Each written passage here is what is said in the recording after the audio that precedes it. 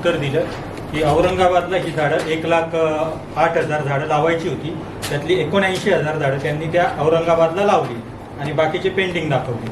तर मी त्यांना तो मुद्दा मांडला की तुम्ही वृक्षतोड या ठिकाणी करता आणि त्या ठिकाणी कशी काय लागवड करतात, तर शासन फॉरेस्टचं जिथे जागा देईल तिथे ते लावलं जातं असं त्यांचं उत्तर होतं. त्याच्यावरती म्हटलं वाळवंट आमच्या तालुक्याला कराल तुम्ही आणि तिकडे जाऊन हिरवळ कराल तर तालुक्याला त्याचा फायदा काय, असं मी त्यांना प्रश्न विचारला. त्यावेळेस त्यांनी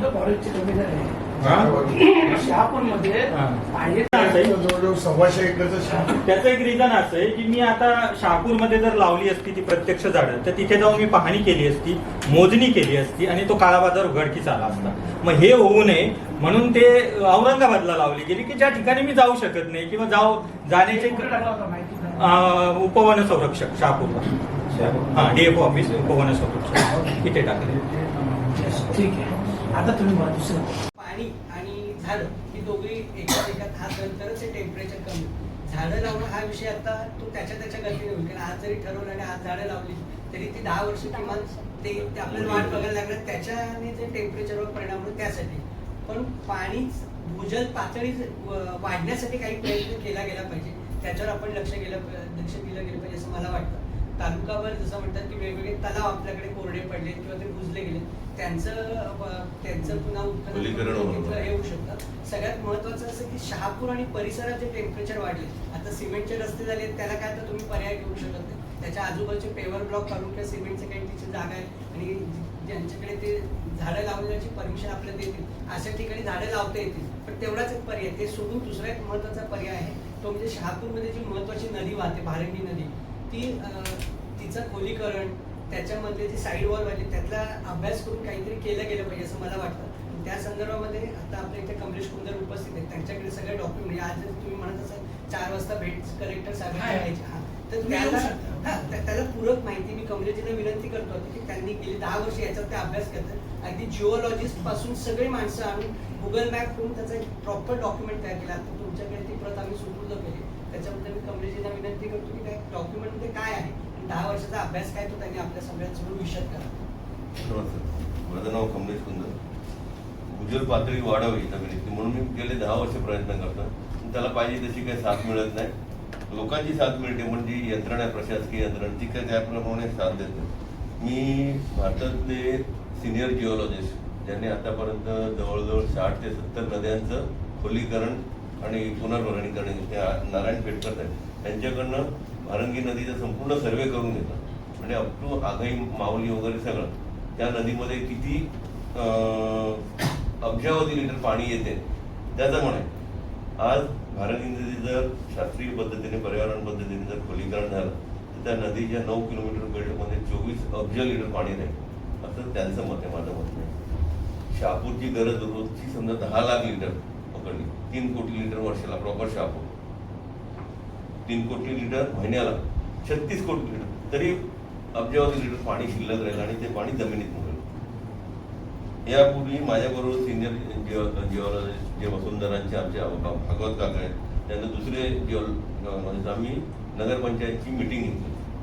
मागे जेव्हा पाणी साठलं होतं तुम्ही आले होते, ती साईडवर कॉन्क्रीट वॉल बांधली होती. मी 2016 साली त्यांना पत्र दिलेलं आहे का नदीचं खोलीकरण करताना पहिल्यांदा सांडपाण्याचं नियोजन करा, कुठल्याही परिस्थितीत नदीच्या साईड वॉलला कॉन्क्रिटीकरण होऊ नये. कारण का ते नदीचा जो पात्र आहे ना ते बेसॉल्ट खडकाचं, पात्रातनं पाणी जमिनीत मुरत नाही, साईड वॉलमधनं मुरतं आणि तिथे जर कॉन्क्रीटकरण केलं तर ते पाणी मुरणार नाही ना. आज परिस्थिती अशी झाली का लगतच्या ज्या विहिरी आहेत, डोंबिवली बँकेच्या इथली विहीर, कासारडीतला विहीर, मिरची गलीच्या विहीर, केणेआळीतल्या सगळ्या आटल्या. फेब्रुवारीपासून बंद आहे. तर ते यापूर्वी 3 वर्षापूर्वी जेव्हा कॉन्क्रिटीकरण झालं नव्हतं तेव्हा त्या सगळ्या विहिरी जून पर्यंत भरलेल्या आहेत. त्याविषयी मी अनुभव घेतला जाता ऍक्च्युली पाण्याचा साठा झाला पाहिजे ना, त्याविषयी आपण कुठे येतो बाबा तिथून जाता जाता माझ्या लक्षात आलं ते बंधारा होता. मी बोले अरे असं छोटा बंधारा हा मोठा का नाही गेला, ते बोलले फॉरेस्टवाले परवानगी देत नाही. मग मी ते कलेक्टर साहेबांचे तिथं सांगितलं साहेब जर 5 फुटाचा बंधारा असेल तो जर 25 फूट बनवणं शक्य असेल तुम्ही 25 फूट बनवा ना, तेवढं पाणी साठून राहील, पाणी जास्त साठेल आणि जास्त टाईम राहील. म्हणजे आता कदाचित जो तुटवडा येतो 2 महिने असताना तो जर 5चे 25 आहे तर तशी परिस्थिती आहे तर त्यांची हाईट वाढवू शकतो. म्हणून मग साहेब बोलले की या सगळ्या गोष्टी नोट करून घ्या, तुम्हालाही सांगतो नोट करून घ्या, तुम्ही स्वतः सगळे बरोबर असाल माझ्या कलेक्टर साहेब असतील, आपण त्या स्पॉटवर जाऊन ते चालेल. आणि भारती नदीचं जो प्रोजेक्ट मेन कारण कुठली संस्था करू शकत म्हणजे सांडपाण्याचं जे नियोजन आहे ज्याच्यावरती काम व्हायला पाहिजे ते आजपर्यंत झालं नाही. तर त्यावेळेला नार्वेकर साहेब आणि शिंगारे साहेबांना मी काय सांगितलं होतं मग सांडपाणी जे शापूरमधनं वाहते ते निदान पुलाच्या पलीकडे हायवेच्या पुलाच्या पलीकडेपर्यंत जरी नेऊन सोडलं म्हणजे ती मागचं 9 किलोमीटर अप टू माऊलीपर्यंत नदी दूषित होणार. आता जर खोलीकरण केलं आपण घाईघाईने तर ते सांडपाण्याचं जे दूषित द्रव्य आहेत ना ते भूगर्भात जातील आणि ती सगळ्यात विनाशकारी घटना होईल. कारण ते भूगर्भातलं दूषित पाणी तुम्ही पुन्हा बाहेर नाही काढू शकत. खोलीकरण होण्याच्या अगोदर पहिल्यांदा सांडपाण्याचं नियोजन होणं गरजेचं आहे. कॉन्क्रीट वॉल झाल्या त्याला आम्ही विरोध केला होता, त्याला काहीच म्हणजे त्यातनं निष्पन्न काहीच झालं नाही. तरी शासकीय म्हणजे त्यांना नगरपंचायतच्या सगळ्या नगरसेवकांची मिटिंग घेऊन हे सगळे जिओलॉजिस्ट माझ्याबरोबर होते. त्यांनी सांगितलं कुठल्या परिस्थितीत बांधू नका, तरी त्यांनी बांधले. आता त्याच्यावरती काय उपाय करणार आपण? बेकायदेशीर काम मुळात केलं गेलं. जी नदी ज्या आजूबाजूला प्रत्येक विहिरी होत्या त्याच्यामुळे हे सगळं झालं कॉम्प्लिटीकरणामुळे. आणि कुठल्याही पद्धतीचं परमिशन घेतलेलं नाही. हे सगळे आहे ना हे मुद्दे तुम्ही सगळे नोट करून ठेवा. तुम्हाला जो अहवाल हा अहवाल दिला या अहवालात सगळं आहे.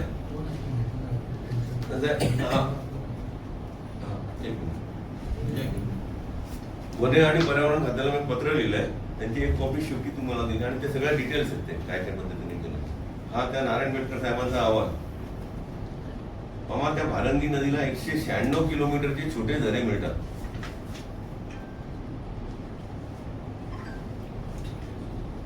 तर याच्यात कॉन्क्रिटीकरणावरती काय लक्ष दिलं आणि शापूर तालुक्यात जिथे जिथे जागा आहे आणि ज्या ज्या ठिकाणी विहिरी आहे त्या ठिकाणी समजा गावातली एखादी शेजारची विहीर तिथे 100 फूट चर काढला त्यात गोटे टाकले ना तर पावसाळ्यात येणारं पाणी त्यात मुरेल असे 3-3 चर काढायचे असे जिओलॉजिस्ट सांगतात. विहिरीच्या आजूबाजूला विहीर खाली आहे तिकडनं उताराचं पाणी येईल तिथे ठिकठिकाणी असे खड्डे काढून जर पाणी हे केलं तरच भूजल पातळी वाढेल आणि टेम्परेचर कमी होईल. आणि भारंगी नदीचं काम झालं ना तर शापूरच्या 3.5 किलोमीटर रेडियसमध्ये 4 डिग्री सेल्सिअस कमी होईल टेम्परेचर.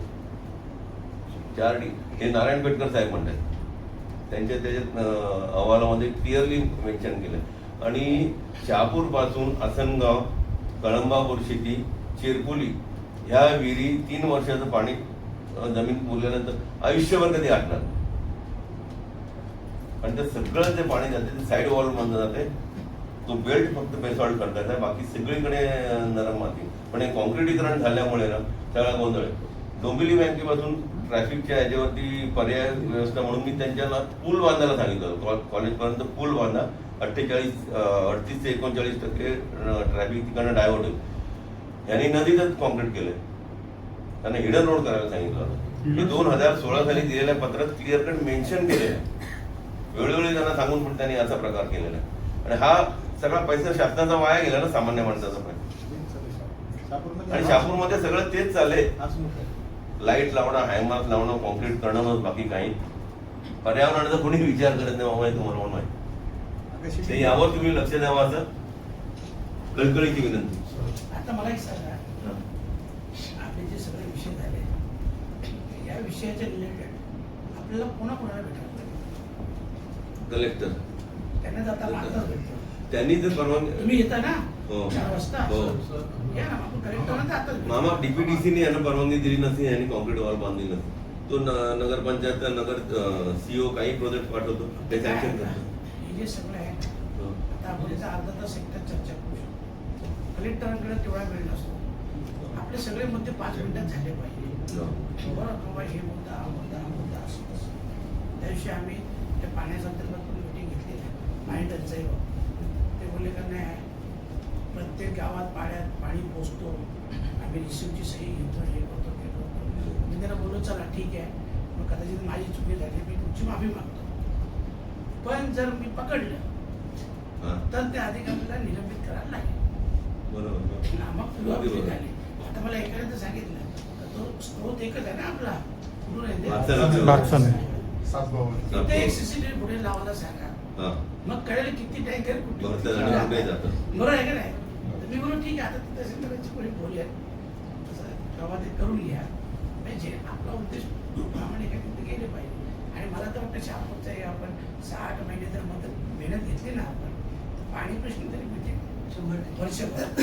फॉरेन- काही मोठा विषय नाही, यांनी फक्त 300-350 करोडची वाट लावून टाकली. हो बाहुलीची अक्षरशः वाटवळ झालं. तो काय सांगतात का ते सिस्टम कुठली जॅकविल काय गुरुत्वाकर्षण. जॅकवेल सिस्टम आहे. हा. मी त्यांना बोललो जॅकवेल सिस्टम हे सक्सेस कसं आहे? कलेक्टर साहेबांना बोललो की साहेब यांना कुठले विचारा अधिकार आहेत ना, त्यांचे तिकडचे ते मेन होते ना, बोले यांनी जर सांगितलं ना का ते 100% सक्सेस आहे, तुम्हाला मान्य आहे. तर त्यांनी सांगितलं नाही साहेब, आम्ही तिकडे एका ठिकाणी केलं होतं, पण ते वर्षभर ठेकेदार पैसे भरतो, त्याच्यात ते नुकसान किंवा जे बिल असेल तो वर्षभरानंतर कोणी भरत नाही, तो बंद पडतो. कलेक्टर साहेब बोलले, काय करावं लागेल? काय नाही, आता आपल्याकडे एकच पर्याय मुख्यमंत्री, ते जे काम करू शकतात बाकी कोण. कारण मी राधाकृष्ण विखे पाटलांना भेटलो, बरोबर आहे, सगळ्यांना भेटलो. त्यांचं म्हणजे तर त्याचं काय, एक तिकडचा आमदार विरोध करतो, तिकडचा आमदार हो सांगतो, तर त्या आमदारांनी विरोध केला होता ना तो. बाहुलीचं पाणी द्यायला तयार नाही. तयार नाही आपल्याला. मामा आम्ही गेल्या वेळेस आणि आता ते काय दिले सांगतात का तुम्ही पाणी घ्या, पण ते याच्या मदतीने घ्या, जॅकवेल लावून घ्या. ते पॉसिबल नाही, 1 वर्ष चालेल. कोण बिल पण भरणार कोण? नाही नाही म्हणून ते नाही. मामा ते बाहुली धरणमध्ये आता जर तुम्ही जाणार पाण्यात पाणी साठच नाहीये, कसं काय प्रोजेक्ट बनलाय ते माहित नाही, मी खास बघायला आहे, गेलो हो गेलो होतो याच आम्ही मे बघा. महिन्यात. आता जाल ना तर अख्खा तळ दिसतो. त्याच्यापेक्षा इथे 5-7 धरणं आहेत ना, त्यांच्यामध्ये तरी पाणी जास्त आहे. 350 करोड दिले. हो हो, मग. गेले ते. पाईपलाईन, गेले ते. पाण्याच्या पाईप मध्ये पाईपलाईन पाईपलाईन पडले बाबा. टाक्या पण बनलेले आहेत. पाईपलाईन टाक्या मध्ये पण सगळे बनलेले. margin आहे. हा. हो पाईपलाईन झाल्या अगोदर टाक्या झाल्या. मामा ठीक काय आहे. मामा आपण आता 4 वाजता ते जाऊ. मामा त्याच्यात आपण हा. दोन विषय बोलायचे होते की आपला हा जो पाण्याचा विषय चालू आहे त्या संदर्भात वाचा डॅम मधून जो निघालेला कॅनलचा जुना प्रोजेक्ट आहे, 40 वर्ष झाली त्या गोष्टीला, त्यातला एक कॅनल तो चालूच केलेला नाहीये. तो डावा का उजवा उजवा नाही चालू, डावा चालू. डाव्या कॅनलनीच माझ्या गावापासून म्हणजे वाशिंदच्या पलीकडे भातसई आणि शेऱ्यापर्यंत त्यांची कॅनलची प्लॅनिंग होती. तर अजून उजवा कॅनल चालू झाला तर पूर्ण शहापूर तालुक्यामध्ये पाणी पोहोचू शकतं. कारण डावा कॅनल जो चालू आहे त्याचं पाणी जाळे आणि पार अंबाडीपर्यंतच्या गावांपर्यंत पोहोचतं. ते संपूर्ण कॅनल कित्येक ठिकाणी फुटलेले तुटलेले आहेत. तर त्याचं जर का पुनरुज्जीवन केलं गेलं कॅनलच्या जाळ्यांचं आणि त्याचे जे छोटे छोटे नाले आहेत त्यांचं जे छोटे कॅनल बाकी बनवलेले आहेत, तर इतकं पाणी मुरेल संपूर्ण तालुक्यामध्ये की म्हणजे बरीचसे 50% तरी प्रोग्राम सक्सेसफुल होईल. दुसरी गोष्ट आहे ती जी भारंगीची यांनी व्यथा मांडली ती माझ्या वाशिंदमध्ये येणारी जीवनवाहिनी म्हणतो, मुंबईची जीवनवाहिनी भातसा नदी, मी अगदी बाजूला राहतो नदीच्या, त्या नदीची इतकी वाईट परिस्थिती आहे. आता आम्ही आमच्या ग्रामपंचायतच्या लोकांना सांगून कंटाळलो की तुम्ही नदीमध्ये जे नाले सोडतायत डायरेक्ट, आज 8 ठिकाणी नदीमध्ये गटरीचं पाणी डायरेक्ट जाते. 5.5 कोटीची योजना 12 ते 15 वर्षापूर्वी येऊन गेलेली आहे, जी वाशिंदचं काय म्हणतात त्याला सांडपाणी नियोजनाची आणि गटर योजनेसाठी ती योजना त्यांनी राबवली नाही आहे. तर ती पण आपण पुनरुज्जीवित करू शकतो. तुमच्या माध्यमातून मला खूप अपेक्षित की या सगळ्या गोष्टी होतील आणि नुसती वाशिंद नाही तर भातसा नदीचं सुशोभीकरण नाही झालं चालेल, पण निदान सांडपाणी जे त्याच्यात जात चाललंय तर ते जाऊ नये. आणि तिसरा विषय, मी सुजाण वडके, माऊली निसर्ग सेवान्यास या संस्थेचा मी आजचा अध्यक्ष आहे. हे माझे सहकारी आहेत अजित पुदार.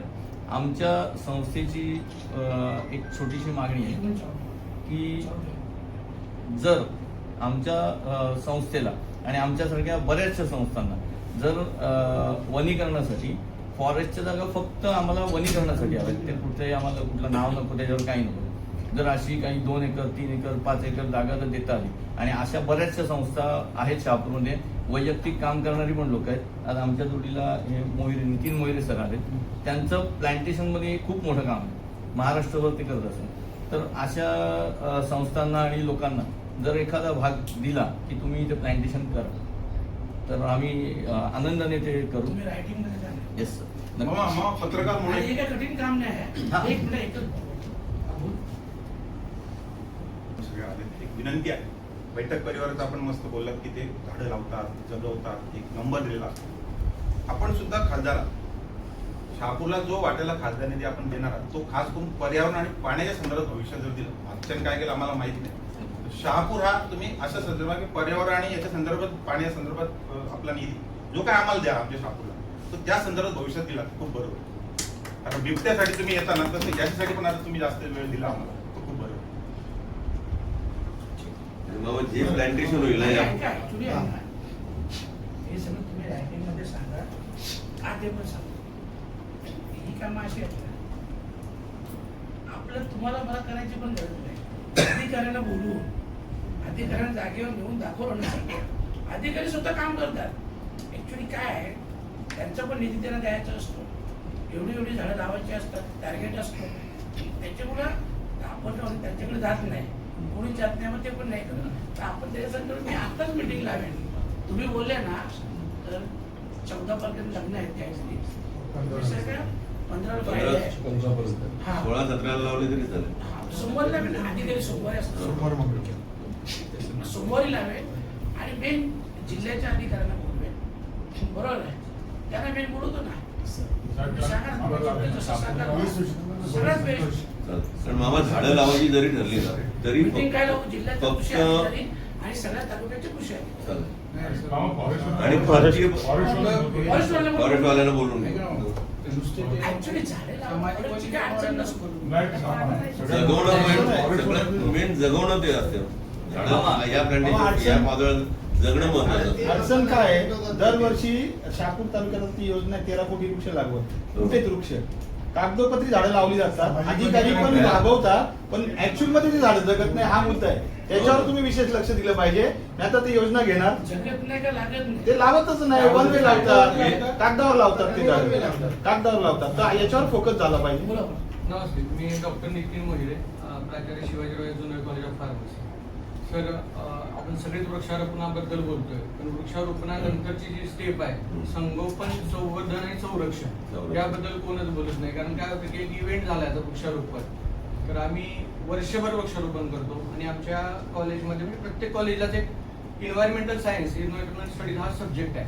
तर या अंतर्गत आम्ही 75 प्रोजेक्ट घेतो आणि आमची मुलं जिथं 10वी शिकली किंवा जिथं 12वी शिकली तिथं जाऊन एक झाड लावतात. तर एक झाड लावल्याशिवाय आम्ही त्यांना ऍडमिशन देत नाही.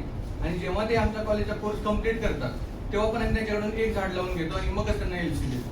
तर तुम्ही एक अशी एक योजना जर खासदार योजना अशी जर केली की जे कॉलेज ह्या भागामध्ये खूप चांगलं काम करेल, फक्त वृक्षारोपणच नाही, आम्ही रिड्यूस रियूज रिसायकलवर काम करतो, आम्ही प्लास्टिकवर काम करतो, आम्ही बायोडायव्हर्सिटी जैवविविधता वाढवण्यासाठी काम करतो, जल जंगल जमीन आणि जीवन या कन्सेप्टवर आम्ही 75 प्रोजेक्ट आमच्या मुलांनी केलेले आहेत. आणि आमची मुलं दुसऱ्या कॉलेजमध्ये जाऊन त्याबद्दल माहिती देतात आणि मग त्यांना त्या कॉलेजतर्फे एक पत्र मिळतं की ह्या विद्यार्थ्यांनी एक छान माहिती आमच्या मुलांना दिली. तर आपल्या लहान मुलांपासून तर कॉलेजच्या मुलांपर्यंत आपण जर ही जागरूकता वाढवली निसर्गपूरक जर जीवन पद्धतीची, तर ते लॉंग टर्म काम होईल. पहिली गोष्ट. यासाठी तुम्ही एखादी जर स्पर्धा ठेवली, जशी आपण गणपती ठेवतो, दिवाळीत किल्ला स्पर्धा ठेवतो, तशी जर एखादी स्पर्धा ठेवली तर त्यातून स्फुरण मिळेल की बाबा प्रत्येक शाळेतल्या काही विद्यार्थ्यांनी काही भाग जर दिला, तर सरांनी सांगितलं की 2 एकर जागा आम्हाला जर दिली आणि त्या जागेवर आम्ही एखादं चरक उद्यान केलं, किंवा बऱ्याचदा झाड लावताना प्रॉब्लेम करतो, लोकांना वाटतं हे जंगली झाडाचा आम्हाला फायदा काय. तर पहिल्यांदा जी आपली पंचवटी होती, वड, पिंपळ, उंबर, अशोक आणि पळस, ह्याच्याऐवजी आम्ही आता काय केले, आंबा, फणस, नारळ, आवळा आणि जांभूळ अशी करतो. त्या शेतकऱ्यालाही फायदा होतो. तर त्या बांधावर आम्ही ती झाडं लावतो. वाढदिवसाला असेल, त्याच्या कामाची आपण म्हणतो ना वर्क अॅनिव्हर्सरी, मॅरेज अॅनिव्हर्सरी किंवा बर्थडे काही असेल तर आम्ही काय करतो, ते झाडं लावून साजरी करतो. तर आमच्या कॅम्पसमध्ये कधी वेळ मिळाला तर मी प्लीज तुम्ही या. आम्ही 5,500 झाडं लावलेली आहेत आणि मुलांनी आमच्या Shivajirao Junnar college of pharmacy Junnar कॅम्पसमध्ये हो. तुमचं नाव नंबर द्या. तर माझी अशी रिक्वेस्ट आहे की हे फक्त आमचं कॅम्पस त्यात एक पायलट प्लॅन म्हणून काम करेलच, पण विविध शिक्षण संस्था आहेत, आम्ही प्रत्येक शाळेवर जाऊन 2-3 झाडं लावायची परवानगी मागतो. तर तुमच्याकडून जर आम्हाला असं मिळालं की जर ह्या शाळेत ही झाडं लावून द्या, तर मुलांना आवडीची आणि औषधी झाडं, कारण आमचा अभ्यास त्यामध्ये चांगला आहे, कारण आमचा विषयच आहे तो फार्माकोग्नोसी म्हणून. तर औषधी झाडांची लागवड जर केली आणि जसं मधाचं गाव मांगर, पुस्तकांचं गाव भिलार असं जर आपण केलं, तसंच आपण जर शहापूर तालुक्यात जर आपण जांभळाचं गाव, आंब्याचं गाव, फणसाचं गाव असं करून जर केलं तर स्थानिक रोजगार पण वाढेल, लोकांना त्याबद्दलचं नियोजन बी करणं सोपं होईल. जर फणसाचं गाव आहे तर तिथं फणसाचे जे 550 प्रकार आहेत त्या प्रकारातले जर काही फणस लावून दिले तर लोकांची बाजारपेठ वाढेल, झाडं जगवण्याकरता कल वाढेल आणि त्यातून एक जैवविविधता पण निर्माण होईल आणि रोजगार पण निर्माण होईल. तर हे काम जर तुम्ही आम्हाला तशी संधी निर्माण करून दिली तर आम्हाला खूप बरं होईल आणि आम्ही त्यासाठी किती लागेल तेवढा वेळ द्यायला आम्ही तयार आहोत, लागेल ते कष्ट घ्यायला तयार आहोत. फक्त आम्हाला तुमच्याकडून एक अशी परवानगी पाहिजे की वन विभाग असेल किंवा खाजगी गावाची जागा असेल आणि त्यांना फक्त झाडं लावायची, तर आम्ही बांधावर जाऊन सुद्धा झाडं लावायला तयार आहोत. फक्त त्याच्या पद्धतीने आम्हाला तुमच्याकडून थोडीशी मदत व्हावी.